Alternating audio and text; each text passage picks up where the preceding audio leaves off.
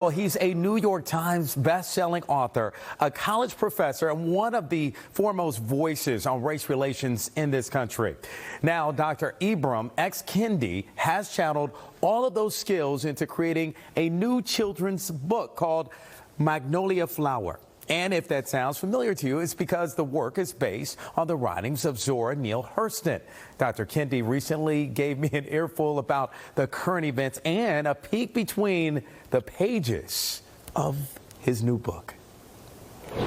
Well, first of all, let's let it be known that you are an alum of FAMU. You're a Rattler. Yes, the Florida Agricultural and Mechanical University. You got a lot of Rattlers down here, especially here in South Florida. Well, I want to talk about a number of things. Of course, I want to get to your latest book. We're going to get to that in just a moment. But first, I want to talk about you become the one of the foremost thought leaders when it comes to issues of anti-racism. So does it sometimes feel like you're fighting a losing battle?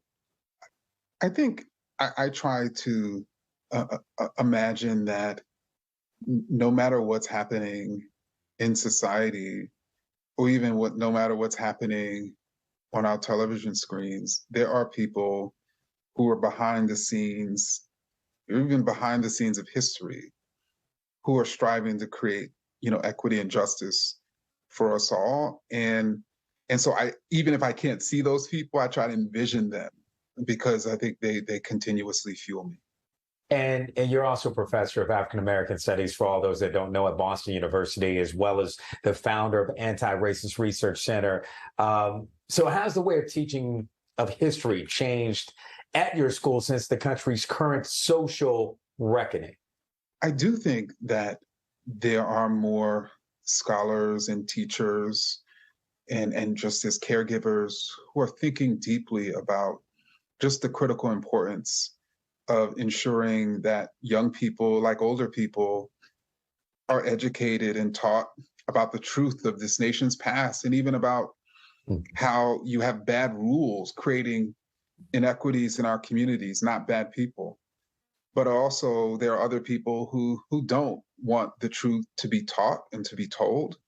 And so in a way, we're in the midst of this battle.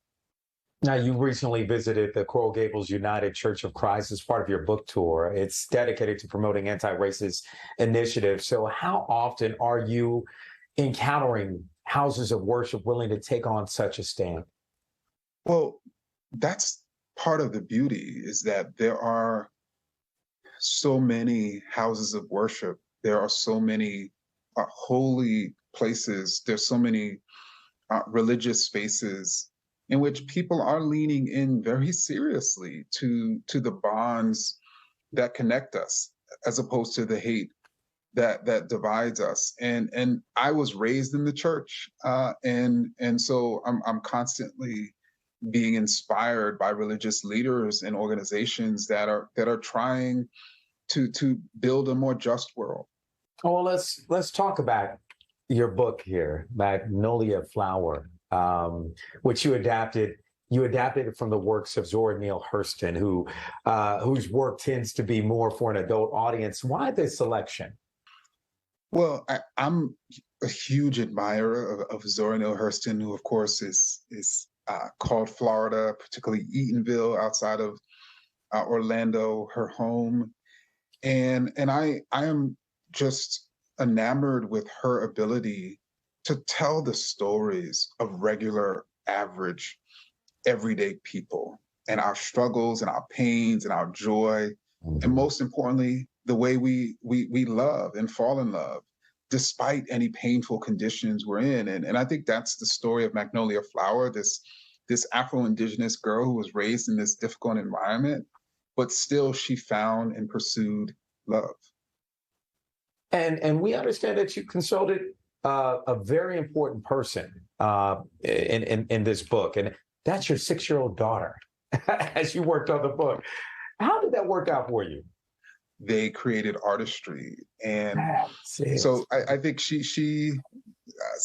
my daughter Imani, she loves the book, and of course I partly wrote the book for her. I wanted my daughter like other daughters and sons and children to be reading these beautiful love stories.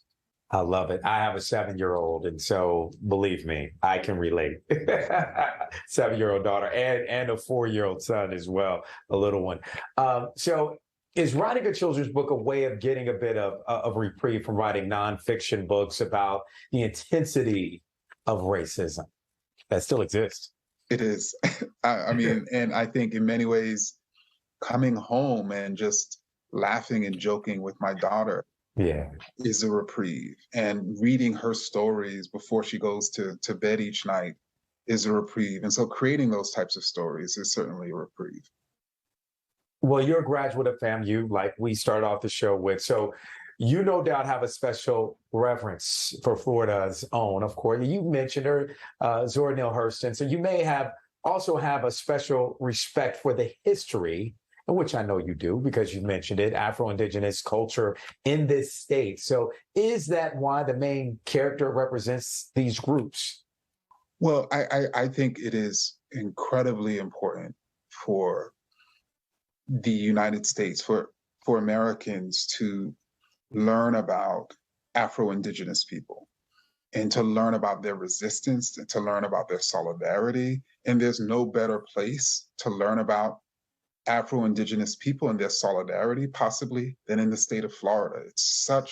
There's such a rich history in Florida. And I just had the opportunity personally to learn about that while I was a student at FAMU for the first time. And I've been, admiring it and studying it ever since. And you spoke about meeting with Zora Neale Hurston's family, and you asked their permission before writing this book, which I understand is part of a series. What was that like? It's scary. Like you have an aspiration, like you admire Zora Neale Hurston, of course, her descendants. You would love to have the honor of Yes. honoring Zora, and you don't know what they're going to say. And Yeah. so, of course, when they were interested in collaborating or partnering, of course, I was over the moon. But it's still kind of nerve wracking because you want to do right by Zora, you want to do right by her family, you want to do right by all the people who love her. Amen. Amen to that. Well, we really appreciate you so much. Thank you so much for your wisdom, your work, your tirelessly work as far as trying to make sure that there are those that are educated about some of the social issues that are happening here across our country. And thank you so much for your wisdom. And then thank you for this. Thank you for this. And we appreciate you and your knowledge on this.